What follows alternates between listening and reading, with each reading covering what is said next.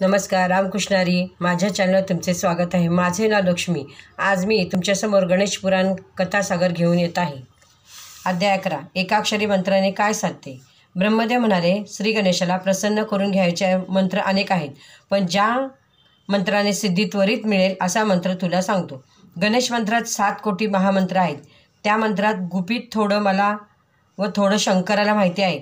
त्यातल्या त्या षडक्षर हा मंत्र सर्वात श्रेष्ठ मंत्र आहे। केवळ या 2 मंत्राद्वारे सर्व सिद्धी प्राप्त होतात।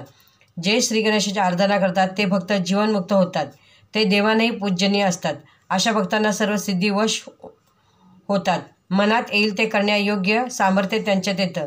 जे लोक श्री गणेशाची उपासना करत नाहीत त्या लोकांची तोंडे बघू नयेत, आणि जर पाहिलीस तर सतत संकटांना तोंड द्यावे लागेल। श्री गणेश भक्तांच्या दर्शनाने सर्व संकटे नाश पावतात। म्हणून मी तुला एकाक्षर मंत्र सांगतो। त्या मंत्राच्या प्रभावाने तुझी सर्व कामे पूर्ण होतील। प्रथम अनुष्ठान करणाऱ्या स्नान करून स्वच्छ शुद्ध व्हावे।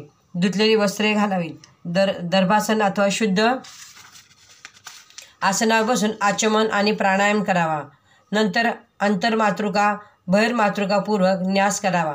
मग श्री गणेशाच्या चरणापासून ते मस्तकापर्यंत स्वरूप ध्यान करून मानस पूजा करावी।